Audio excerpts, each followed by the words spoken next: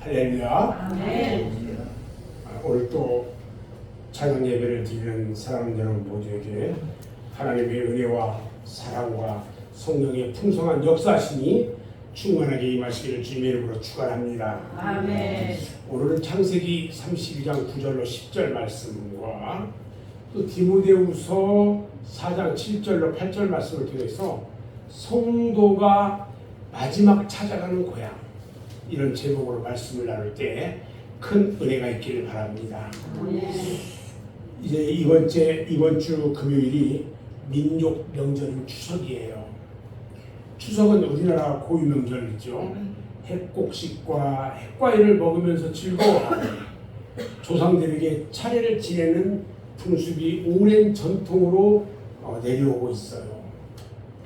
그리고 객지에 나가 있던 가족들이 한자리에 모여서 그동안의 정담을 나누기도 합니다. 그래서 해마다 우리나라는 추석과 설날이 되면 온 나라가 떠들썩해요. 그리고 온통 화제가 고향 가는 것으로 화제가 되기도 합니다.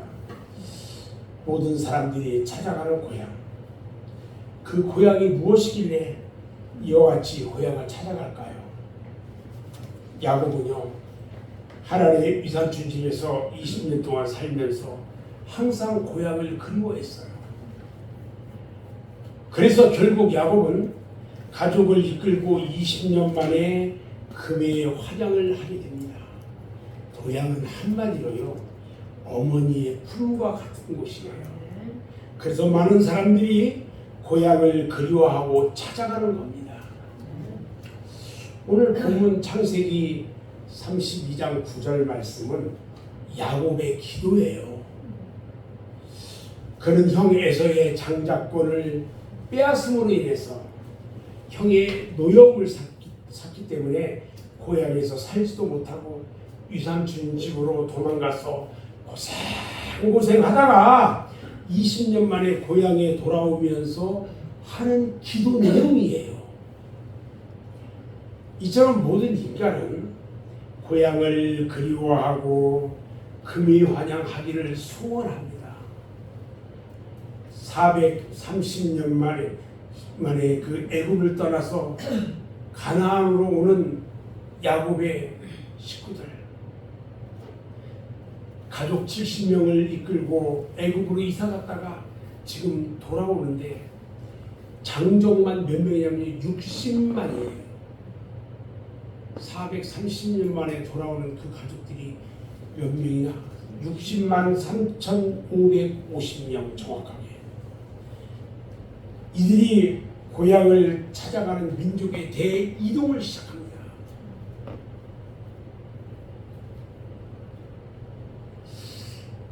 사랑하는 우리 맑은샘 교회 성도 여러분, 그런데 우리 성도들이요, 꼭 찾아가야 할 고향이 있어요.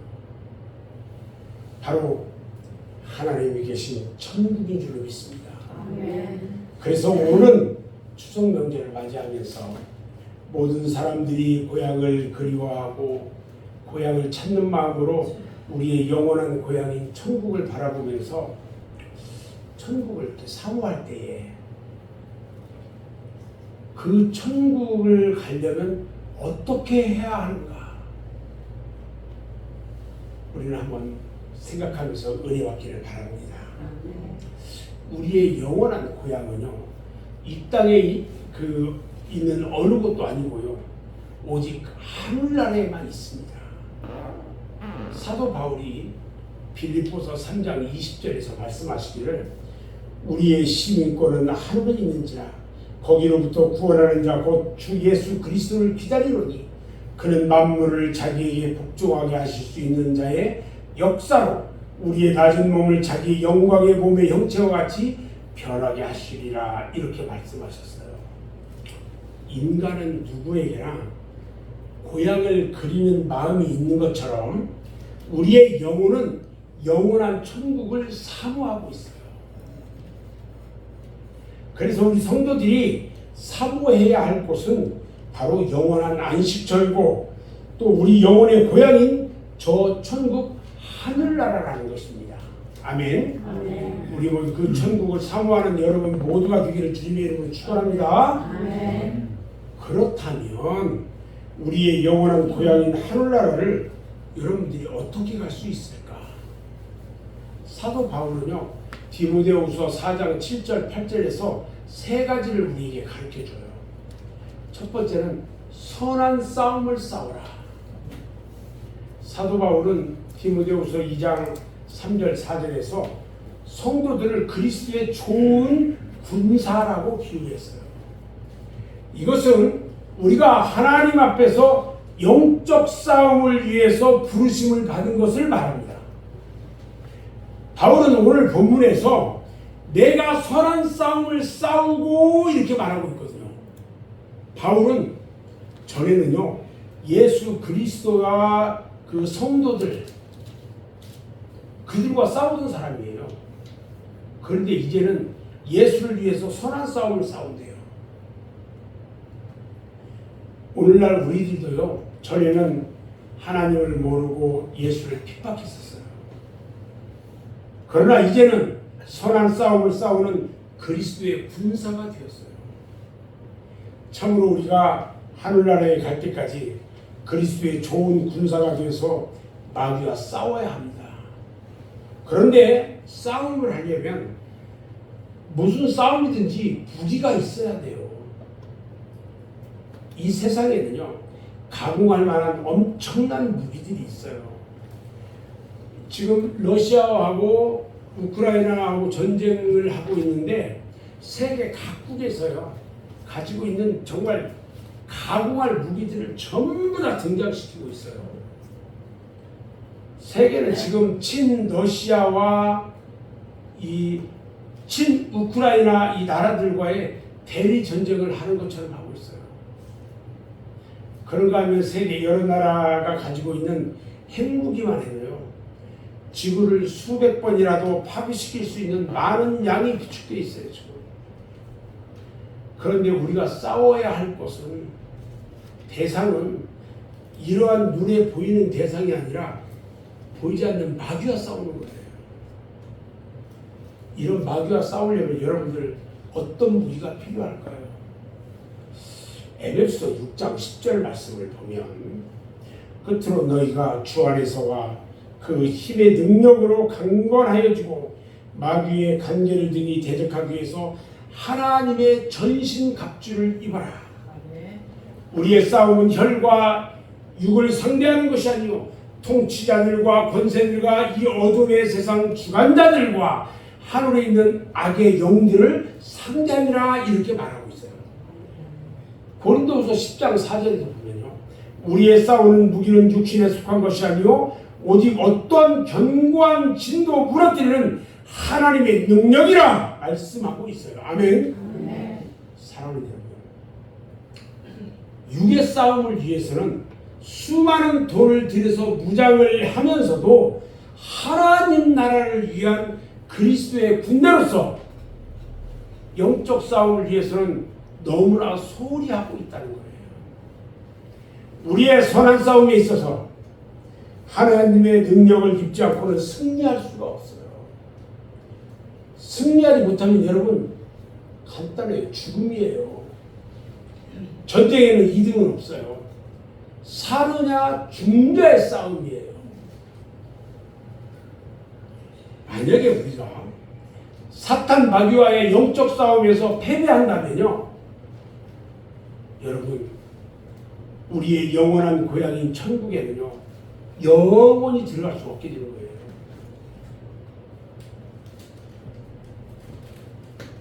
그래서 우리는 사탄 마귀와의 영적 싸움에서 꼭 승리해야 합니다. 아멘. 두 번째, 우리가 달려갈 길이 있단 말이죠. 사도 바울이 복음을 전하는 길과 자기가 달려갈 길을 다 달려간 성도의 본이 돼요. 오늘 이 본문 말씀에 보면 내가 선한 싸움을 싸우고 나의 달려갈 길을 마치고 이렇게 말합니다. 사도행전 20장 24절에 보면 내가 달려갈 길과 주 예수께 받은 사명 곧 하나님의 은혜의 복음을 증언하는 일을 마치려 하면은 나의 생명조차 조금 더 귀한 것으로 여기지 아니한다. 주님의 복음을 증거하는 일에 내 생명도 다 바쳐서 할 수 있다는 거예요. 사도 바울이요, 전도자로서의 사명을 참 잘 감당했어요. 그런 반면에 자기가 해야 할 일도 잘했다는 거예요.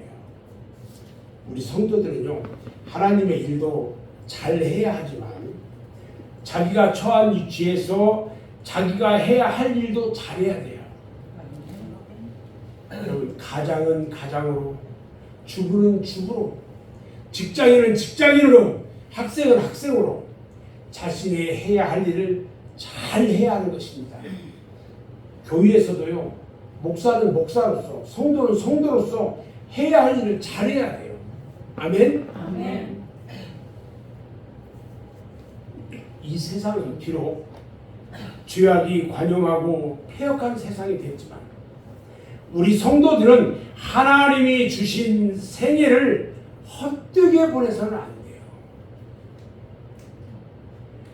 나의 달려갈 길 곧 주 예수께 받은 사명, 이 말은요, 우리의 생명은 곧 하나님으로부터 받은 것이기 때문에 우리의 생을 잘 살아야 한다는 것입니다. 네. 우리 맑은생교회 성도들은요, 신앙의 경주, 삶의 경주에 충실한 사람이 돼야 돼요. 그래서 주님 앞에 설 때에 의의 면류관을 받아 쓰는 그런 축복을 누리시기를 주님의 이름으로 축원합니다. 네. 세 번째는요, 우리가 우리의 영적 고향인 하늘나라를 유업으로 얻기 위해서는 믿음을 끝까지 지켜야 돼요. 오늘 본문 말씀에서 내가 선한 싸움을 싸우고 나의 달려갈 길을 마치고 믿음을 지켰으니 이렇게 말해요. 그리고 이제 후로는 나를 위하여 의의 면류관이 예비되었으므로 주 곧 의로우신 재판장이 그날에 내게 주실 것이며 내게만 아니라 주의 나타나심을 사모하는 모든 자에게다, 이렇게 말하고 있어요. 여러분, 아무리 선한 싸움을 싸우고 달려갈 길을 마쳤다 할지라도 끝까지 믿음을 지키지 못한다면 하늘나라를 유업으로 받지 못합니다. 우리의 고향인 하늘나라에 가지 못한다면 예비된 의의 면류관도 아무 소용이 없어요. 예수님께서 마태복음 24장 13절에서 그러나 끝까지 견디는 자는 구원을 얻으리라 말씀하셨어요. 마가복음 13장 13절에서 또 너희가 내 이름으로 말미암아 모든 사람에게 미움을 받을 것이나 끝까지 견디는 자는 구원을 얻으리라, 이렇게 말했어요. 우리 기독교 역사에 환난과 핍박을 받을 때에는 정말로 목숨이 끝날 때까지 믿음을 지키다가 순교한 사람들도 참 많은데 환난이나 핍박을 견디지 못하고요, 변절한 사람도 참 많아요.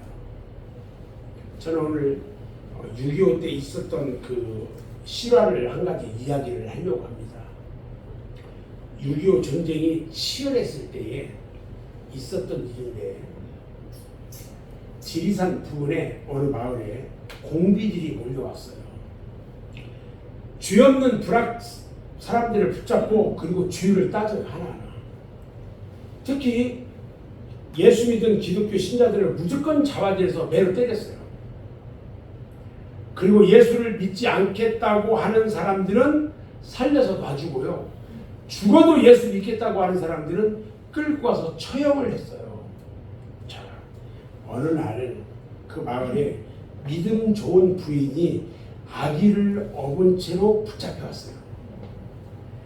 남편은 지금 군대에 나가서 없고 부인이 혼자 아기와 함께 살아가고 있어요. 부인은 얼굴도 예쁘고 마음씨도 참으로 고와요. 그런데 믿음이 더욱 독실한 예수를 잘 믿는 사람이었어요. 공비 중에 책임자가 이 부인에게 물었어요. 당신 예수를 믿겠소 안 믿겠소 이렇게 물으니까 이 부인이 대답하기를 예수님은 나의 생명이요 나의 전부입니다. 그러자 그 공비가 지독하구만. 그러면서 끌고 나가고 졸개에게 명령해 버렸어요. 그 밤을요 창고 같은 데서 지내고 나서 다음날 20여 명의 예수 믿는 사람들을 밧줄로 묶어가지고요 뒷산으로 끌고 갔어요. 뒷산 중통에는 묵은 밭이 하나 있었는데 그곳이 사람들을 처형하는 장소예요. 이 공비들이요 얼마나 지독한지 사람을 산채로 거기서 화형을 시키는 거예요. 이미 사람을 불태워 죽이는 흔적도 보여요. 타달하는 사람들의 시체도 보였어요. 끌려온 그 신자들을요 기둥에 다 묶었어요. 밑에는 나뭇가지를 다 쌓아놨어요. 화형 집행을 하는 그 공비 하나가 사람들에게 말합니다. 지금이라도 늦지 않다. 예수를 믿지 않겠다고 하면 한마디만 하면 살려주겠다. 그런데 이미 죽을 각오가 된 사람들은요 아무도 입을 열지 않아요. 오늘 믿음 좋은 부인도요 아기를 업은 채로 기둥에 묶였어요. 아기를 업은 채 기둥에 묶였는데 공비들이요 나무에다 불을 질러버렸어요. 불이 타오르자 기둥에 묶인 신자들 중에 찬송을 부르는 사람들도 있고요 기도하는 사람도 있었어요. 부인에게 불을 지르러 온 공비가 부인에게 가만히 이야기를 합니다. 뭐라고 하냐면 당신에게 무슨 죄가 있겠소. 예수 안 믿는다고 한마디만 하면 살기 좋은 세상 재밌게 살 텐데 죽을 필요가 있어요. 자 한마디만 하세요. 그러자 부인은 아무 말도 하지 않았어요. 공비가 다시 말을 합니다. 당신도 죽는 것이 불쌍한데 당신이 얻고 있는 죄 없는 어린 것이 죽는 것이 너무 정말 불쌍하지 않소? 그러자 부인은 두 눈을 감고 똑똑하게 대답을 합니다. 예수도 믿지 못하게 하는 세상 살아서 무엇하겠소? 빨리 불이나 지르시오. 공비가요 지독한 여자라고 하면서 마침내 불을 질렀어요. 불길이 삽시간에 타올라서 이 부인의 온몸을 태우기 시작합니다. 그러나 부인은요 이를 악물고 참았어요. 등에 업고 있던 아기가 뜨거움에 자지러지게 웁니다. 부인이 아기에게 말합니다. 아가야 울지 마라. 조금만 참으면 우리는 하나님 나라에 간단다. 그곳은 이런 아픔도 없는 나라란다. 아가야 울지 말고 나랑 함께 천국에 가자. 이 엄마가 너를 업고서 천국까지 갈 것이야. 불길은요 부인의 온몸을 태웠어요. 부인은 가쁜 숨을 쉬면서 아버지여 이 영혼과 내 아기의 영혼을 받으시옵소서 이 말을 하고 숨을 거뒀습니다. 아기의 울음소리도 들리지 않았어요. 엄마와 아기는 함께 끝까지 믿음을 지켰습니다. 함께 천국에 들어갔습니다. 천국에서는요 천군 천사들이 나팔을 불며 이들을 영접합니다. 사랑하는 여러분, 우리의 믿음을 끝까지 지켜서 하나님의 약속의 축복을 받는 성도가 되시기를 주님의 이름으로 축원합니다. 아멘. 히브리서 11장 6절 말씀을 보면요 믿음이 없이는 하나님을 기쁘시게 하지 못하나니 하나님께 나가는 자는 반드시 그가 계신 것과 또한 그가 자기를 찾는 자에게 주시는 상 주시는 이심을 믿어야 할지니라. 우리에게 이 믿음을 주신 하나님께 감사하면서 끝까지 믿음의 정절을 지키시기를 바랍니다. 이번 중추절을 맞이하면서 마귀는 여러분들을 시험할 겁니다. 그러나 반드시 믿음으로 승리하는 여러분 모두가 되기를 주님의 이름으로 축원합니다. 아멘. 그런데 오늘날 성도들은요, 너무 쉽게 믿음을 배반해요. 너무 값싸게 믿음을 저버려요. 초대교회의 사도들은 사자의 이빨과 발톱에 갈기갈기 찢기면서도 믿음을 지켰어요. 화형을 당하고 교수형을 당해도 돌에 맞아도 톱으로 죽인다고 하더라도 믿음을 지켰어요. 여러분에게 이런 믿음이 있습니까? 믿음의 증거가 여러분들에게 있습니까? 여러분들은 어떻게 믿음을 지키겠습니까? 저는 이제 오늘 말씀을 마무리할 건데요. 오늘도 이 땅에는 수많은 인파의 행렬들이 고향을 찾아 줄을 지어서 이동을 할 것입니다. 지금 이 시간 우리는 우리의 고향인 하나님 나라를 바라봐야 합니다. 바라봐야 합니다. 여러분들이 갈 고향, 우리의 고향 하늘나라, 그것을 여러분들은 바라봐야 한다는 겁니다. 아멘. 스데반이요, 돌에 맞아 순교를 당할 때에 그의 영안이 열렸어요. 그리고 하나님 나라를 바라봤더니 그가 순교의 면류관을 쓰고 오는 것을 맞이하려고 우리 주님이 하나님 보좌 우편에서 벌떡 일어나서 보고 계신 거예요.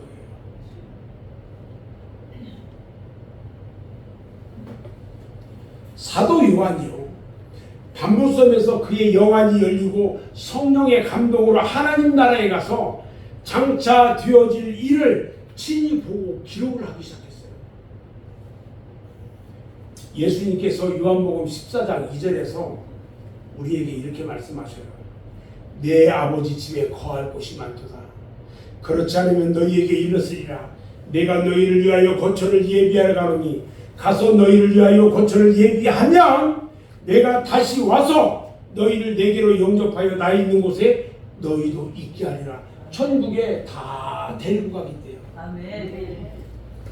더 나은 본향, 하나님 나라를 사모하시기 바랍니다. 아멘. 아멘. 아멘. 하나님은 시편 107편 9절에서 말합니다. 사모하는 자에게 만족을 주시며 주님 영혼에게 좋은 것으로 채워준다 그랬어요. 우리가 돌아갈 영원한 하늘나라, 그것이 바로 우리가 가야 할 참 고향인 줄 믿습니다. 그러므로 우리의 가족 중 단 한 사람이라도, 한 신명도 낙오 없이 모두 하나님 나라에 갈 수 있도록 부지런히 복음을 증거해야 합니다. 이 귀한 축복, 이 귀한 약속, 이 귀한 은혜, 이 귀한 은총 우리가 받았으니까 영원히 빼앗기지 않고 누리는 저와 여러분 모두가 되시기를 주님의 이름으로 축원합니다. 아멘. 기도하겠습니다.